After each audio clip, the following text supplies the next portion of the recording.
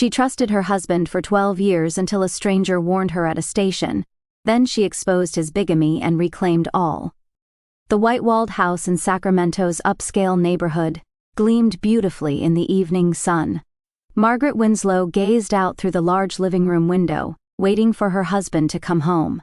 After 12 years of marriage, she had supported their household as a full-time homemaker. But recently, a faint shadow had begun to fall over this quiet home. Margaret's husband, Robert, was a sales manager at a pharmaceutical company. Tall and handsome, he was known as a sociable man with a gift for conversation. In the early days of their marriage, Margaret had been attracted to his work ethic and personality, believing they could become the ideal couple. Indeed, friends often envied them as a perfect couple. The two had no children. For several years after their marriage, Margaret had continued fertility treatments, but 3 years ago, she finally decided to give up. The doctors had diagnosed her with unexplained infertility, and despite trying various treatments, no results came. While Robert showed understanding, on the surface, Margaret could sense his disappointment, especially when he interacted with friends' children. There was something wistful in his expression. 5 years ago, Margaret's parents had passed away in succession. Her father died suddenly of a heart attack, and her mother followed 6 months later. Margaret inherited the real estate business her parents had run, along with the assets they had accumulated over many years. The inheritance was larger than expected, and Margaret and Robert's life changed completely. Moving to an upscale neighborhood, purchasing a new car, and taking overseas trips several times a year, financial worries disappeared. But at the same time, Margaret began to think about her own sense of worth. Recently, Robert's late homecomings had become more frequent. While Robert repeatedly explained that he was busy with a new project, Margaret was beginning to have doubts. Previously, he would always contact her in advance, but lately, he would just send brief messages saying, "I will be late tonight." He had also started checking his cell phone more frequently, and sometimes would take long phone calls in another room. Margaret had been consulting with her best friend Lisa about these changes. Lisa worked as a marriage counselor and had experience with many couples' relationships. She gently suggested it might be a 12-year marriage crisis, but deep in Margaret's heart, anxiety was growing that there might be something more serious. When Robert came home, he would act bright and cheerful as usual. Sharing dinner while discussing work and weekend plans, they appeared to be a couple with no problems at all. However, Margaret noticed that his gaze would sometimes become vacant, as if his mind were elsewhere, thinking about something else. At night, lying in bed, Margaret would stare at the ceiling. Listening to Robert's quiet breathing as he slept beside her, she thought about their married life. They had married for love, but perhaps their inability to have children, losing her parents, and the change in their financial situation had gradually affected their relationship. With the arrival of spring, the anxiety in Margaret's heart grew day by day. Robert's late homecomings had become routine, and even on weekends, he would go out more frequently, claiming emergency meetings. One morning, Margaret was drinking coffee while watching Robert hurriedly finish his breakfast. When his cell phone rang, Robert quickly checked the screen and immediately placed the phone face down. Previously, he would never hide who was calling. Rather, if it was a work call, he would explain it was from the company, and sometimes even share the content of the conversation. "Who was that call from?" Margaret asked casually, and Robert froze for a moment. "Oh, a new client. We are still working out the details, so there is not much I can talk about." His answer had become more vague than before. Can you imagine making $10,000 a month just from YouTube, all from home? That is exactly what I did with stories. No face, no voice. Check a link in the description if you are curious. Margaret did not press further, but a small alarm bell began ringing in her heart. Robert had always been someone who spoke about work in detail. He would often talk with sparkling eyes about the excitement of new projects and challenges with difficult cases. But recently, he had started avoiding work conversations. At the end of each month, Margaret had the habit of checking credit card statements to manage household finances. However, since last month, Robert had said, "I will manage them so they do not get mixed up with company cards," and stopped showing her the statements. Since their marriage, they had managed household finances transparently. Neither had ever hidden expenses from the other. It seems like expenses have increased lately. Did you make any large purchases? Margaret asked one day, and Robert showed a slightly irritated expression. There are a lot of work-related entertainment expenses. It is none of your concern. Margaret was surprised by this response. In their married life, this was the first time she had heard the words, "none of your concern," from him. A couple's assets were shared property, and they had jointly managed everything, especially including the assets she had inherited from her parents. While having lunch with her best friend Lisa, Margaret consulted about her husband's changes.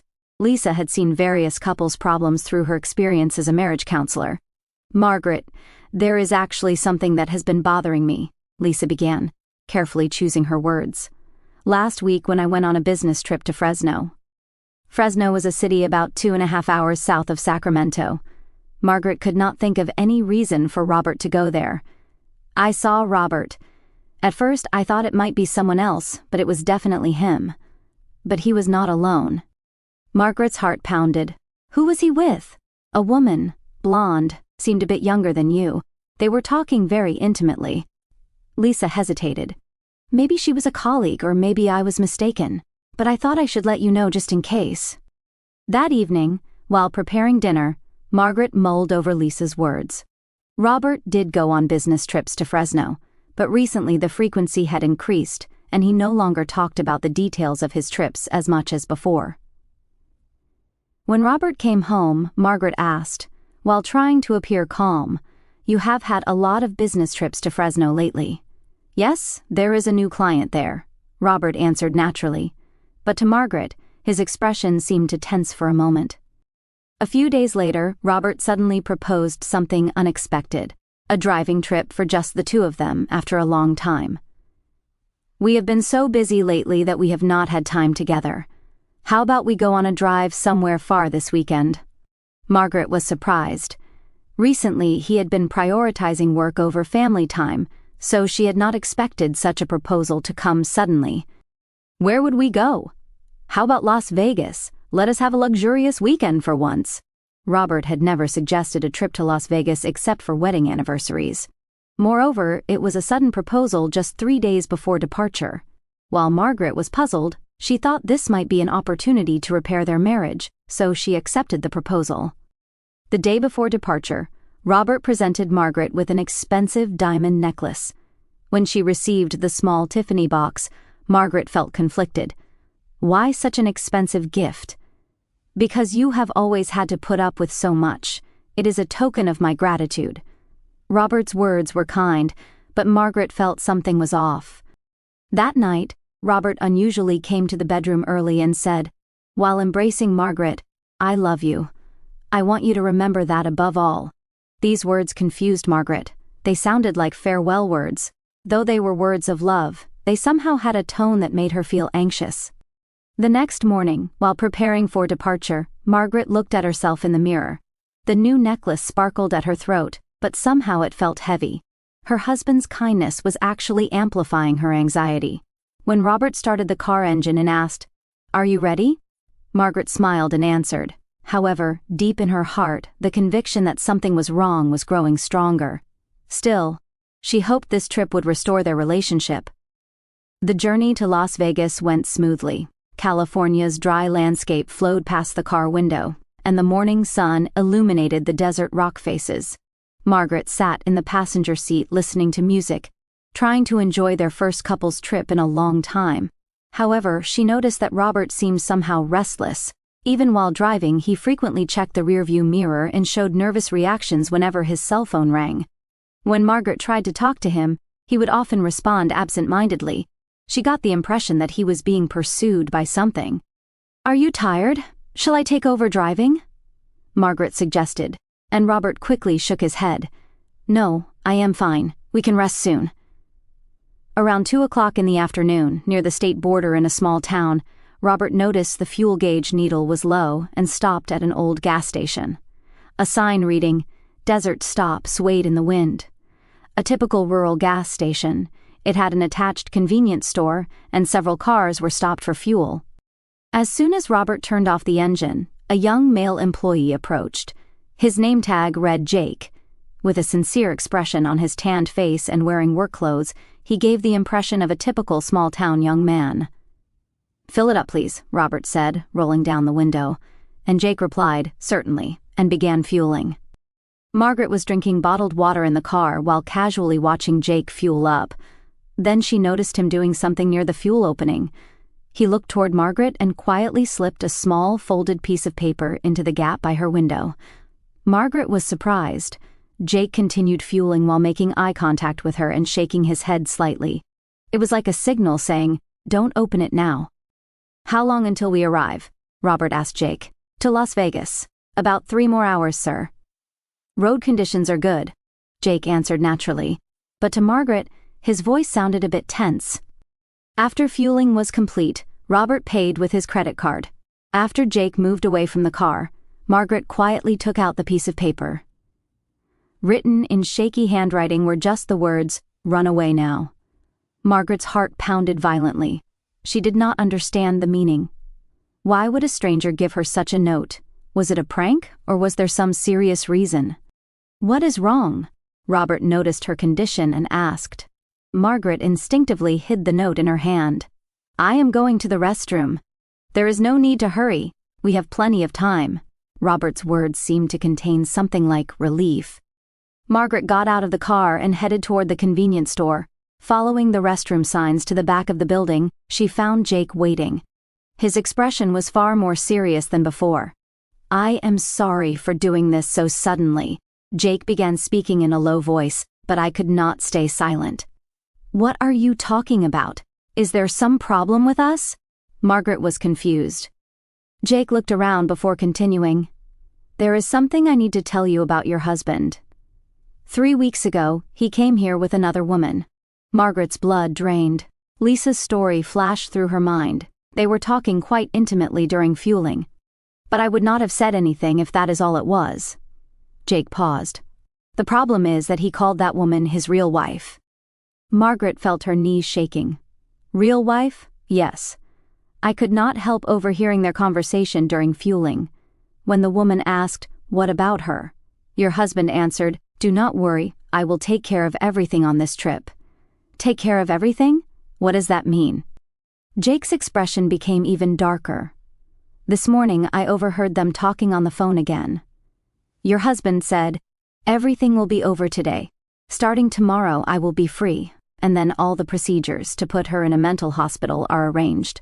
Margaret felt dizzy. Mental hospital. Why would they need to put her in a mental hospital? "Please tell me more details," Margaret asked in a trembling voice.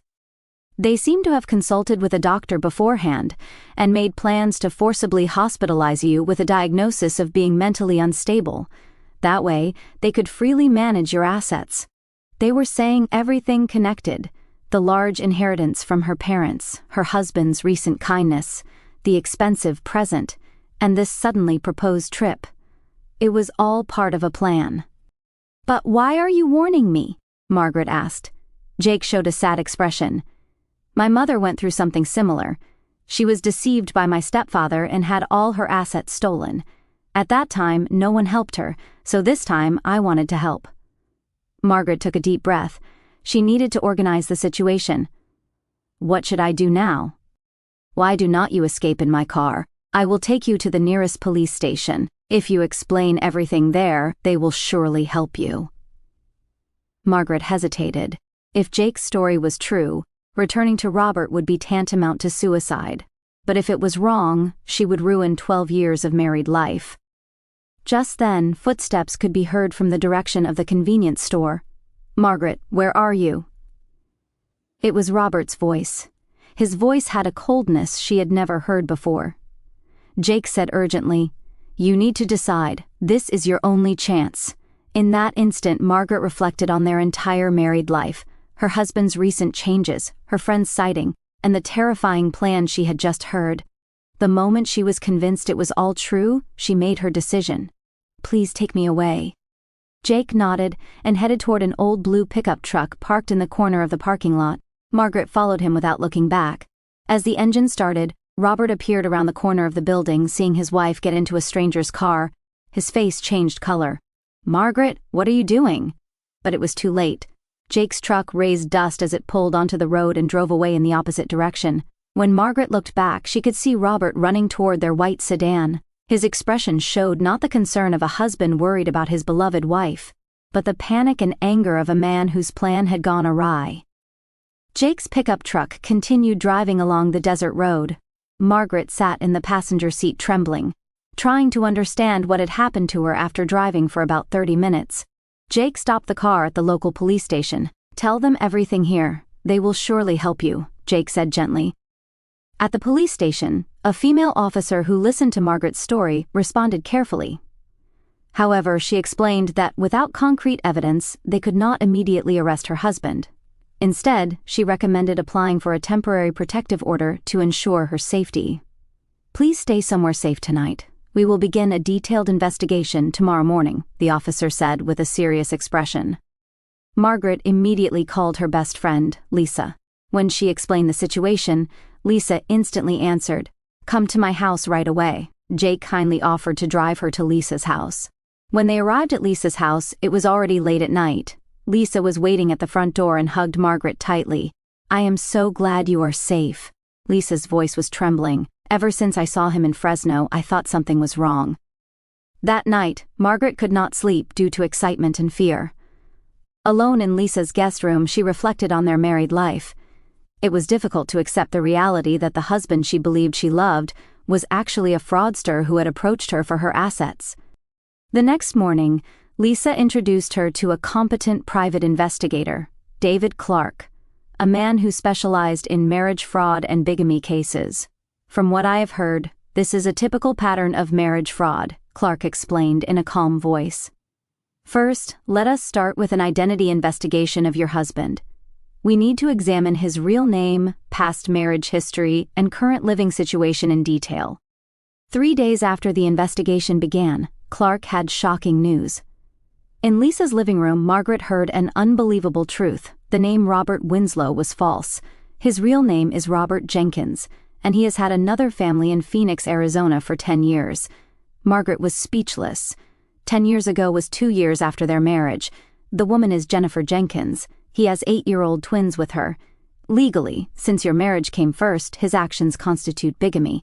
Clark showed her photographs. There was Robert with a blonde woman and 2 children. It was a picture of a happy family. Margaret understood that there was Robert's real life that she knew nothing about. Further investigation revealed even more serious facts. Clark continued, "Robert and Jennifer were conspiring to forcibly hospitalize you in a mental institution." Margaret's hands trembled. Jake's story had been completely true. They had bribed a doctor and created false medical records to diagnose you with delusional disorder. Once you were hospitalized, they could use the guardianship system to manage your assets. "So, my inheritance was their goal?" Margaret asked in a trembling voice. "Exactly. After your parents passed away, their plan became concrete. The Las Vegas trip was meant to be the final touch to make you mentally unstable." Margaret's body shook with anger. For 12 years, the man she had loved and trusted was actually a cold-hearted fraudster, and without the courage of a stranger, she might now be drugged in a mental hospital. "What should I do going forward?"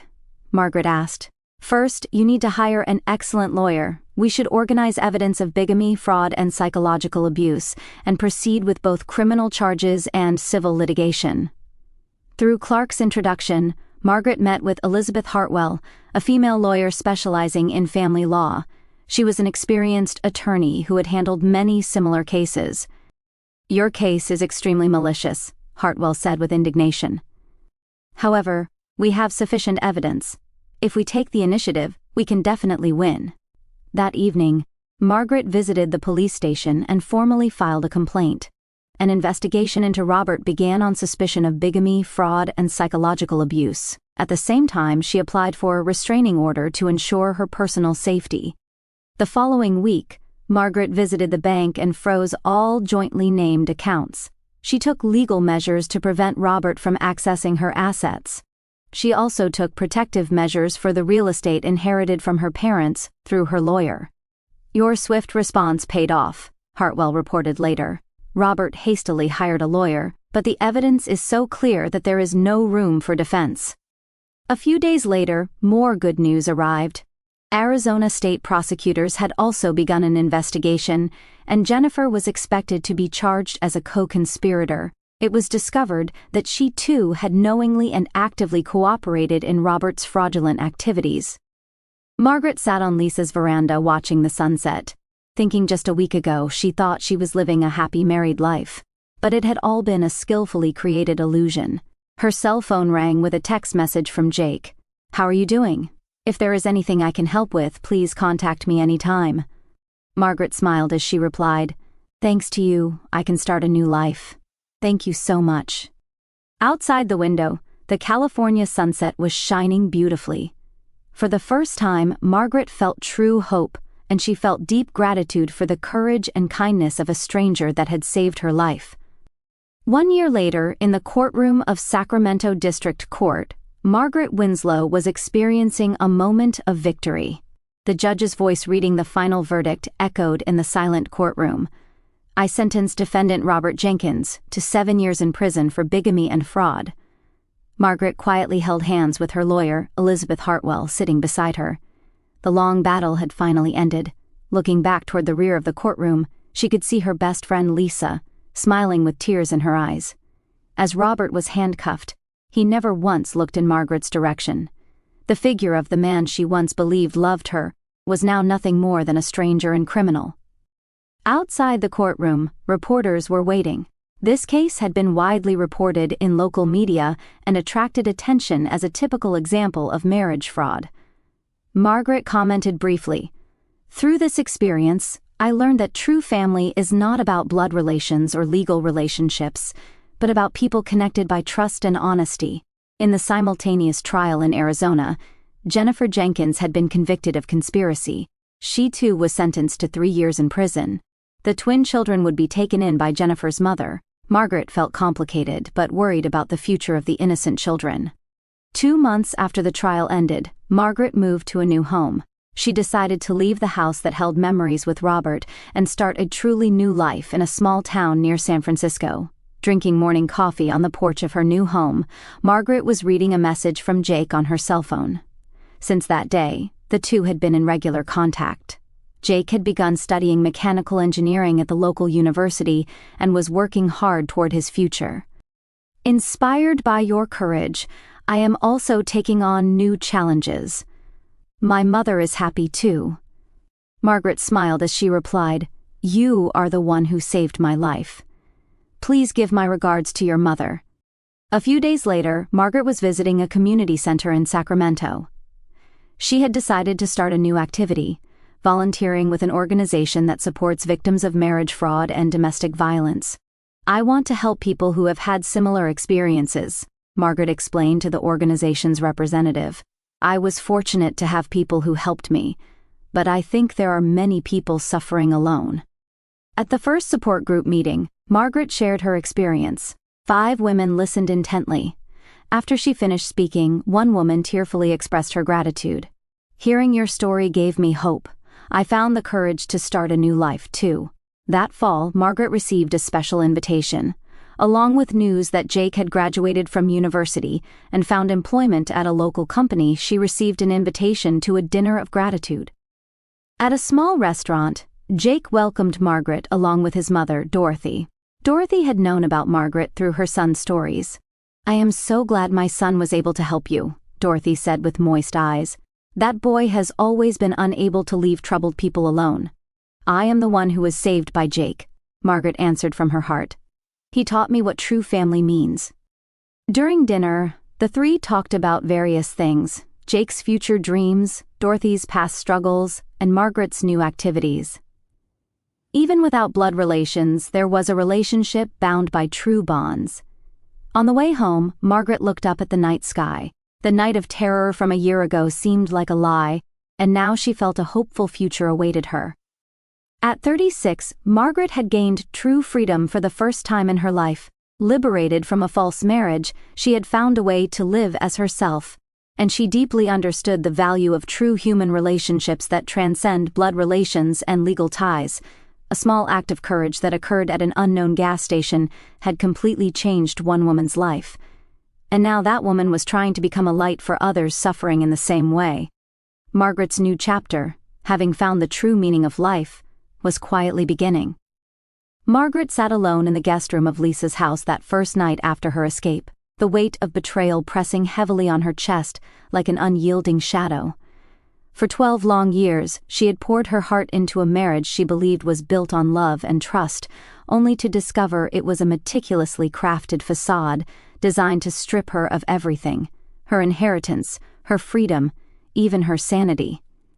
The realization that Robert, the man she had admired for his charm and ambition, had been living a double life with another family in Phoenix left her reeling, a profound sense of grief washing over her for the life she thought they shared. As she stared into the darkness, tears streamed down her face, mourning not just the loss of her husband, but the innocence she had lost along with him. The infertility struggles that had quietly eroded their bond, the deaths of her parents that brought unexpected wealth, and the subtle shifts in Robert's behavior, all now pieced together into a chilling plot of greed and deception. She felt foolish for ignoring the signs, for clinging to hope during that fateful drive to Las Vegas, where his sudden affection and lavish gifts had masked his sinister intentions. The diamond necklace, once a symbol of gratitude, now felt like a noose in her memory, a bribe to lull her into complacency before the planned betrayal. Yet amid the anguish and fear that gripped her heart, a flicker of gratitude emerged for Jake, the stranger whose quiet courage had shattered the illusion and saved her from a fabricated fate in a mental institution. His warning, born from his own mother's pain, had given her the chance to reclaim her life. In the days that followed, as investigations uncovered the full extent of Robert's bigamy and fraud, Margaret grappled with waves of anger. At him, at Jennifer, and at herself for trusting so blindly. The courtroom victory a year later brought a cathartic release. Justice served in the form of prison sentences, but it also stirred complicated emotions: pity for the innocent children caught in the wreckage, and a deep sorrow for the dreams she had buried. Through it all, Margaret discovered a resilience she never knew she possessed. Volunteering to support other victims became her lifeline, transforming her pain into purpose, a way to honor the kindness that had pulled her from the abyss. Connecting with Jake and his mother forged bonds stronger than any legal tie, reminding her that true family is woven from honesty, empathy, and shared humanity. At 36, freed from the chains of deception, she finally felt a profound sense of liberation and hope, a quiet, hard-won peace that illuminated her path forward. Grateful for the twist of fate at a desolate gas station that had reborn her into a life of authentic meaning.